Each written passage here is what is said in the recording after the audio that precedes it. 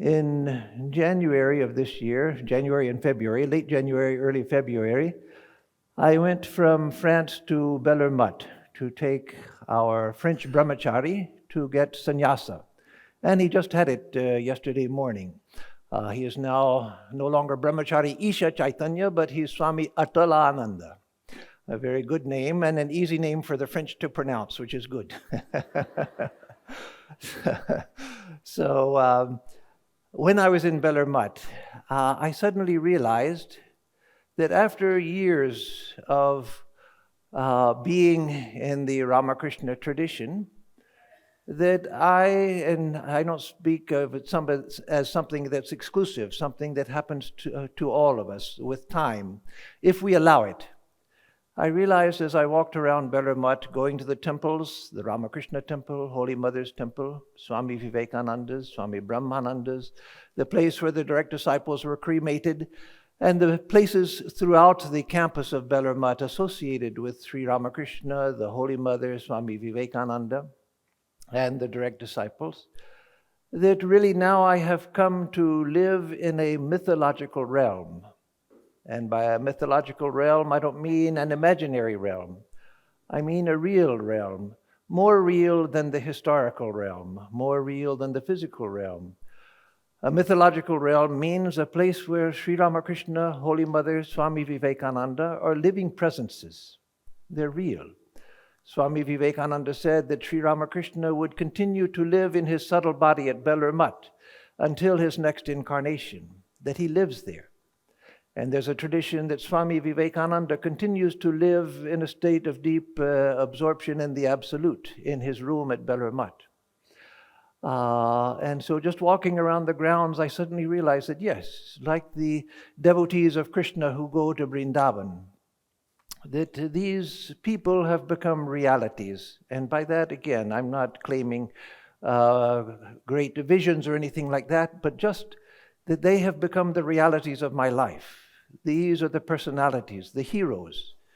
From the time I first read about Swami Vivekananda, I could not imagine a greater person than that. He was my hero. And Sri Ramakrishna, the Holy Mother, the other direct disciples, these have become living realities that guide my life, guide my aspirations, guide my heart. This is the path of devotion. This is the path of devotion, where God becomes a reality. I'll speak in a moment about the problem of God, because in modern times, God has become a problem rather than the solution of problems, but God itself, as the divinity itself, has become a problem or the problem. But this is the path of devotion, where the divine becomes real, where the divine, one begins to see that God is not only a reality, God is the reality. One of my teachers, my principal Upaguru, we have a guru who gives us initiation, the most important spiritual inspiration that we get in life. And then we have Upagurus, those who are subsidiary teachers, Jnana Gurus, those who give us knowledge, but not actual initiation. So my principal Upaguru, he told me many years ago that there's nothing so purifying as love, there's nothing so unifying as love, and there's nothing so transformative as love. And that's true. If we fall in love with another human being, we find that the whole mind is unified, as long as that initial love lasts before it turns into a long-term relationship where we begin to see each other as human beings and have to adjust to each other. But in the throes of initial love, the whole mind is unified. That's all we want to think about. There's nothing so purifying. Purity means that there's no admixture. If you have pure milk, it's just milk. It's not milk mixed with water or with anything else. So there's nothing so purifying because there's only that thought. The whole mind is suddenly focused. That's why people without a lot of character fall in love with the act of falling in love.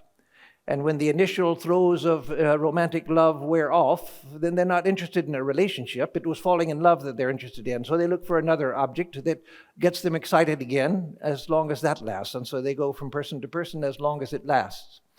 But there's nothing so purifying as love, nothing so unifying, nothing so purifying, and nothing as transformative as love. And you see that again even in human love, where you see a couple that have been devoted to each other with all the problems of human relationships, but through all of that, they've been devoted to each other. Many times they even begin to look like each other. They begin to look like each other. We are transformed into the object of our love. And that's the great power of love. Nothing so unifying, nothing so purifying, nothing so transformative as love. And that is the purpose of devotion.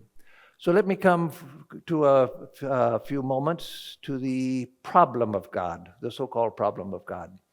There was a time several centuries ago, historically recently, up until 2 or 3 centuries ago, where people in the Western world, as well as in India and in most cultures of the world, had no doubt that God existed. They may not care to lead a spiritual life, they may not be devoted to God, but everybody had the idea that God existed. Why? Why was the belief in God so prevalent, universal? In Europe, which now is largely irreligious, there are still religious people, but religion is greatly more weakened there than in America. What happened when a time was when even people who were skeptical about other things, who had a skeptical frame of mind, they didn't doubt the existence of God? There are 2 reasons, I think, at least 2 reasons, but 2 that I can name now. One is the common sense view. If there is a universe of such complexity, then there must have been a God who made it. Now, philosophically, that's not actually a very satisfying answer. That's a common sense point of view, because there are philosophies like Sankhya philosophy in India and the Buddhist philosophy, which say that, and modern science, all of which say that the universe is explicable in its own terms. You don't need a God to have created it. It could have evolved. It could have developed according to laws of development. So that's not a very satisfying reason anymore, but it used to be, because people had not examined it as thoroughly as people have now that modern science has taken a predominant place in human thinking. But the other reason why God was a reality to people and is not today was that in societies, in European societies, Western societies, there were many people who had the direct experience of God.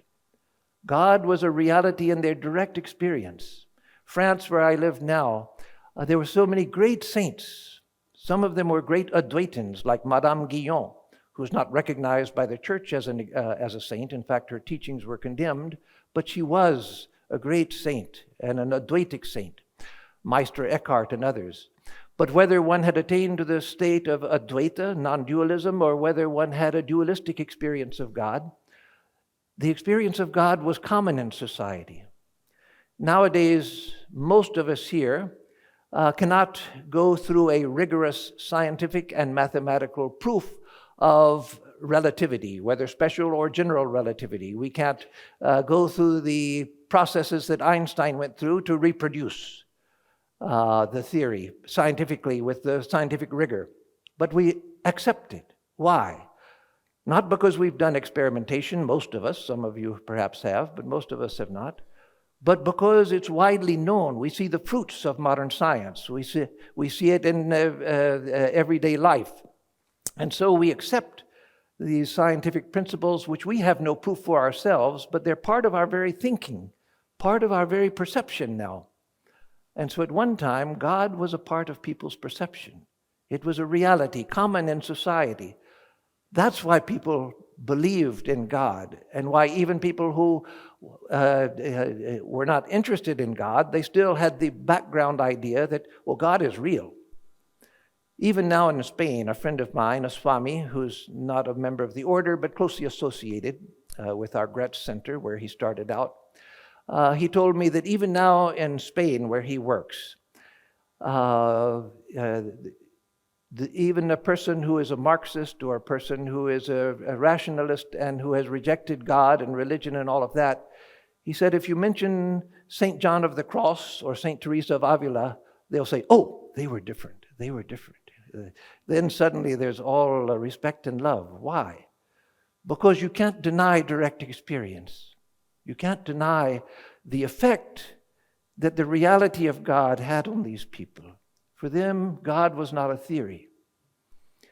If you were to call St. Francis of Assisi to be here among us, if he were able to be here among us, and we were to give him all sorts of scientific arguments against the existence of God, and even if we could show historical evidence that probably Jesus never lived, what would be the effect on St. Francis?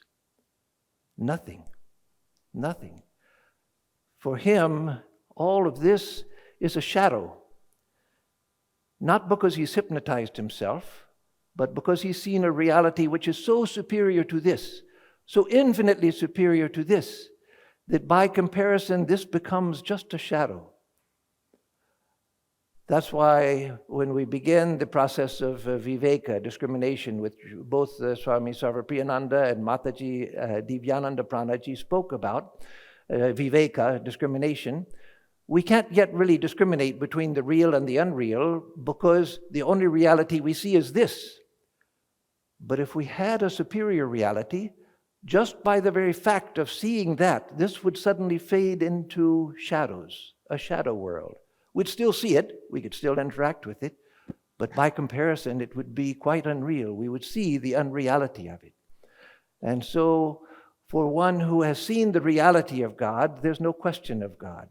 So God is a problem only because of our modern exposure to scientific thinking, which seems to be self-sufficient and which seems to explain away the necessity of God. And so when we come to God, one of the problems that many of us in modern times have is the way that we think of God, and it doesn't make sense. God doesn't make sense. The idea of God as a creator who did all of these things. No, that's a very primitive idea of God. That's why in the Vedanta tradition, especially the traditions of bhakti that tend towards non-dual experience, the idea of God as creator is insignificant. That's why in the mythology, Vishnu is asleep on the waters of a cosmic existence or infinite existence, and out of his navel a lotus grows. The lotus opens, and there is seated Chaturmukhi Brahma, Brahma with 4 heads. And he's a minor deity. There's only one temple in the whole of India to Brahma. He never had a sect of his own because that was considered an insignificant act, the act of creation, and because he was considered a minor deity. So, forget about thinking of God as a creator. Another thing is we think of God as a cosmic fixer. I have a problem, so let me go to God and pray. And I pray to have my problem fixed, and I find I still have the problem. Why didn't God fix my problem? So God we think of as a cosmic vending machine. Your prayer is the coin, you put in the machine, you push the button, and you wait. I was cheated. I just lost a whole $1. The machine took it and nothing came out. No, don't think of God as a cosmic fixer of things. There are times when God directly, we actually perceive that God does answer our prayers. But that's not the proof of God for most of us.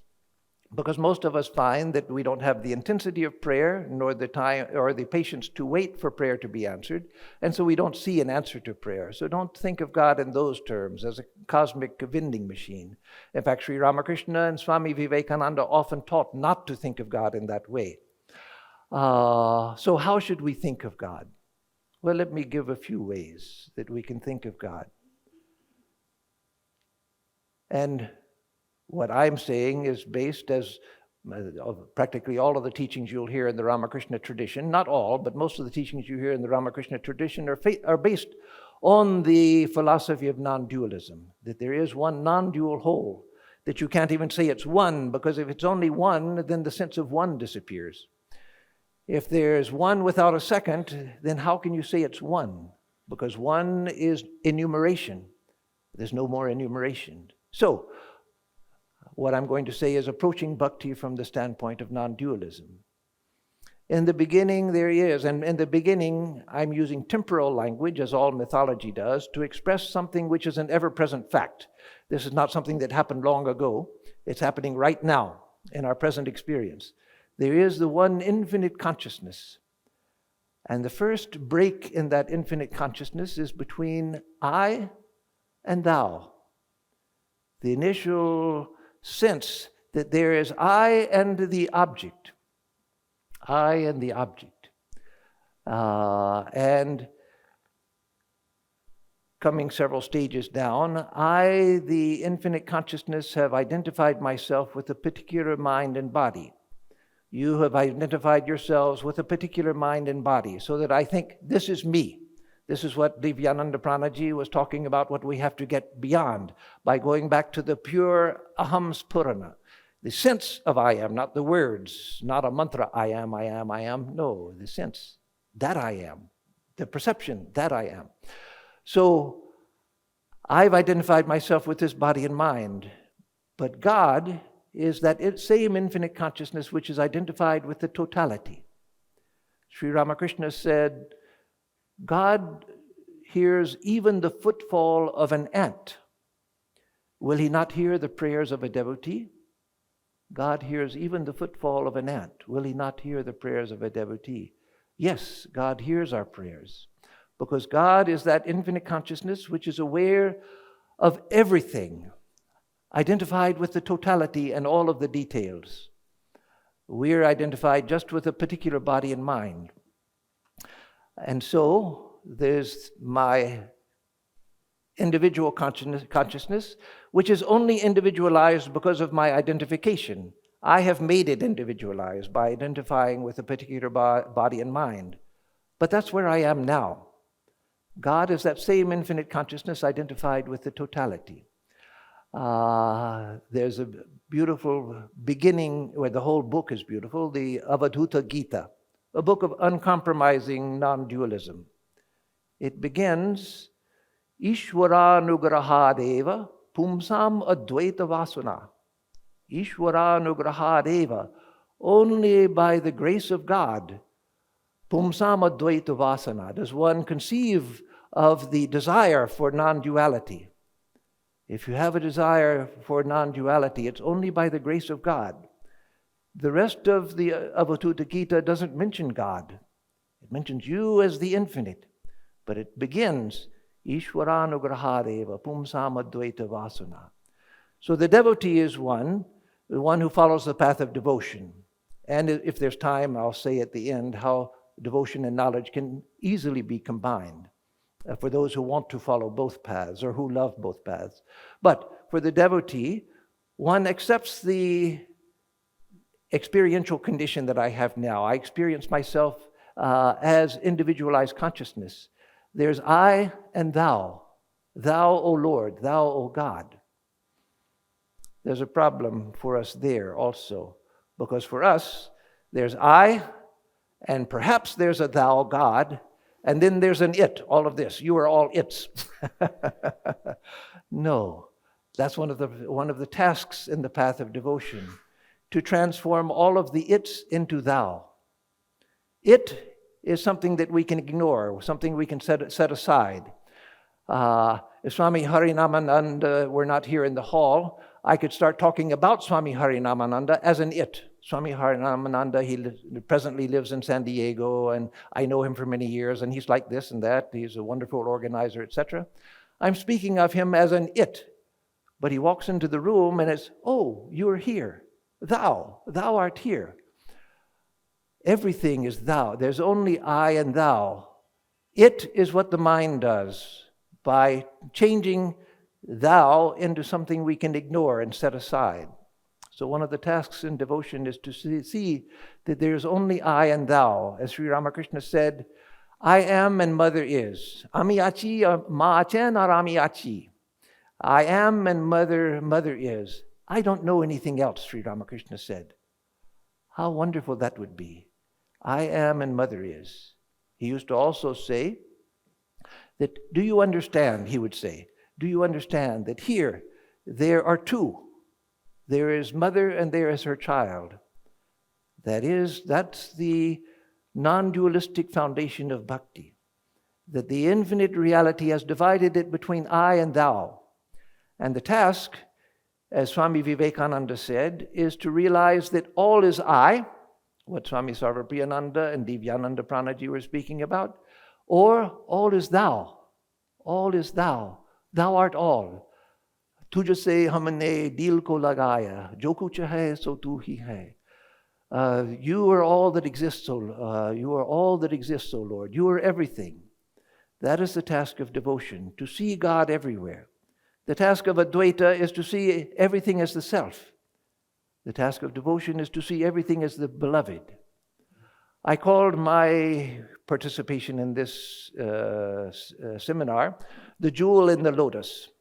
And that, of course, is a borrowing from Tibetan Buddhism. Om Mani Padme Hum. Om, the jewel in the lotus. But it's a beautiful image. It's a beautiful mantra that the Tibetan Buddhists use, a Sanskrit mantra, and a beautiful image. The jewel in the lotus. The jewel in the lotus of the heart.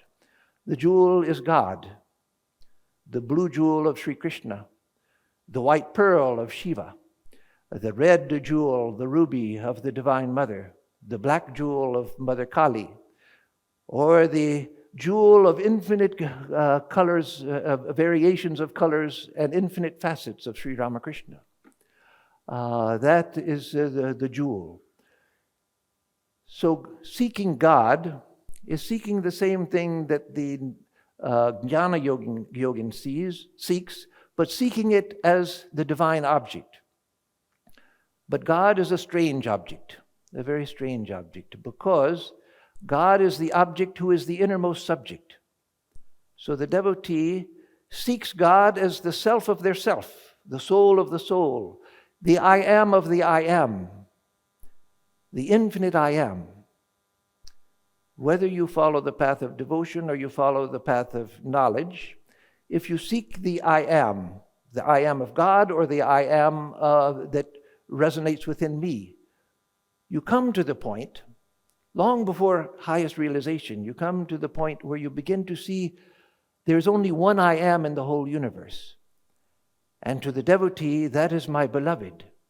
Even my I am is my I am of the beloved. That meditation hymn chant that I did this morning in the guided meditation.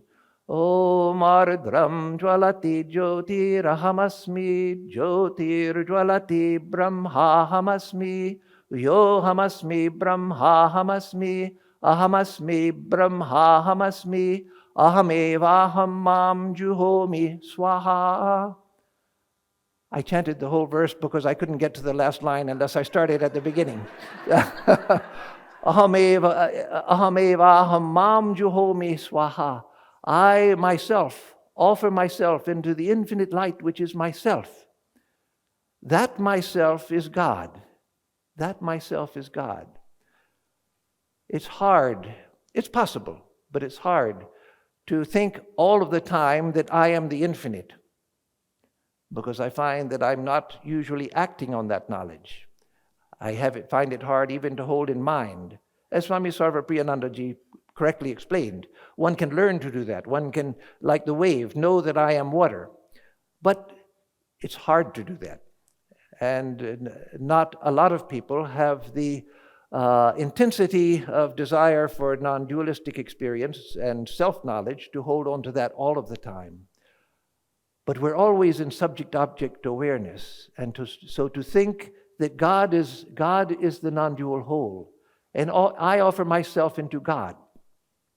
Swami Vivekananda used to say that the end of devotion is where lover, beloved, and love collapse into one non-dual whole, where the lover, the soul, and the beloved, God, and the love passing between them, when they become one, when they collapse into one. That is non-dual bhakti. And so there's no reason to think of bhakti as something which is a poor substitute for Advaita. No. Even if you don't want Advaita, you can follow bhakti. But even if you want Advaita, you can follow bhakti as well. Because you're seeking the divine object. Swami Vivekananda again said, let there be all I or all thou, but let there not be two.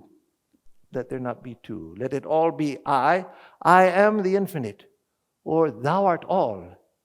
Even I am not separate from you. A Pakistani Sufi once told me, we met in Kathmandu in a dialogue between, it was called a Yogi Sufi dialogue between Hindu mystics and Sufi masters in Kathmandu. This was a few years ago when I was living in India. This Sufi master told me that a Sufi will never say, I am God, I am Allah. A Sufi will never say that. That will be considered blasphemy because the ego is speaking. I am God. No, they won't say that. But then he added, but a Sufi master will never say, I am not God, because that is the supreme blasphemy. To say that I am separate from God, that is supreme blasphemy. So they won't use the ego to say that I am God, but to say that I am not God, that's far worse, because that's claiming that I exist separate from God. No, God alone is, for one, when they're in the devotional mode or on the devotional path. There's a beautiful hymn, a beautiful poem by Rumi. Of course, all of the poems by Rumi are great and beautiful. I wish I could remember the poem as it's translated, the exact words of the poem. I don't remember it, but the sense of the poem is, he's addressing the devotee, and he says, oh drop, how fortunate you are for such a cheap price. By offering your dropness into the infinite, you become the infinite. By offering your drop into the ocean of God's existence, you purchase the infinite. What a wonderful deal that is. He says, he uses this common term, as if you had found a precious pearl for sale for pennies in the marketplace. What an extraordinary deal you have. For the price of a simple drop, you purchase the infinite. So yes, for the devotee, the supreme sacrifice is to offer oneself into the infinite. To offer oneself into the infinite. Imagine for a moment that if you had come through your prayer, your meditation, your worship, you had come to the shore of the ocean of the infinite God, the infinite Divine Mother. You're there on the shore, and here is the ocean of Satchidananda, of God. Infinite existence, infinite consciousness and wisdom, and infinite Ananda. Ananda we translate as bliss, and that's the usual translation, correct translation. But Ananda also means, as the devotional schools show, Ananda also means love, infinite love. Ananda also means beauty. Wherever we see beauty here, it's just a faint reflection of the divine beauty. And as one gets closer to God, one begins to see beauty everywhere. One no longer looks for the beauty of a Hollywood face. One doesn't care about the beauty of a Hollywood face. One begins to see beauty everywhere. Every person reflects the beauty of God. And so you've come to the shore of this infinite ocean of infinite existence, infinite consciousness and wisdom, infinite beauty. Are you going to come to the shore of that ocean and say, okay, this is far enough. Okay, it's real nice out there. I see it's beautiful. Remember, this isn't the cold Pacific where you go in without a wetsuit and you freeze. This is the ocean of God's beauty, the ocean of immortality. You're going to come to the shore of that ocean and say, okay, God, you stay there and I'll stay here, and I'll stand here and look at you. No. The attraction of God's beauty, the attraction of God's infinity is so profound that you want to dive in and melt into that. You want to melt into it. And thereby the drop becomes the ocean.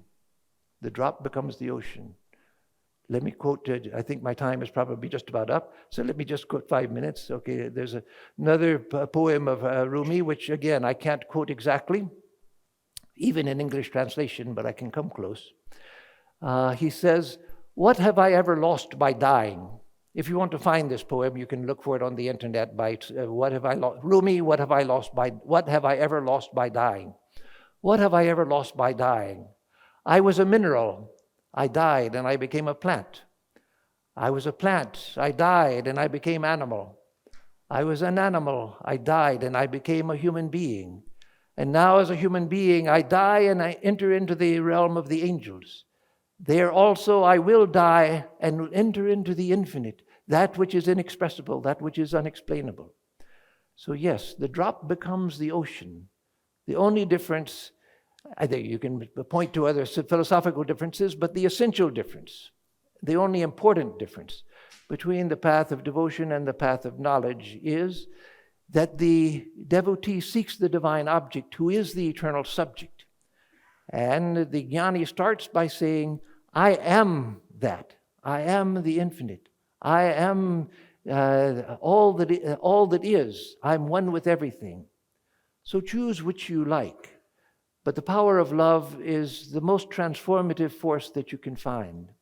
If you can find the object of divine love, then you find that your path speeds ahead, because that pulls you ahead. In the tradition of Advaita, the Guru is worshipped as God. So even the Advaitin directs the devotion which would be directed towards God, directs it towards the Guru, which is good. That's good. This is legitimate. But to come to the reality, to come through all of the obstacles, there's nothing which attracts us like love. Nothing which has the pulling power of love. And so devotion should not be ignored. Choose the path that you want. But devotion is a beautiful path. And when we enter into that path and we find that the world is transformed, we're transformed, the world is transformed, and it brings immediate sweetness, immediate sense of love, immediate sense of fulfillment. And so with that, I'll close.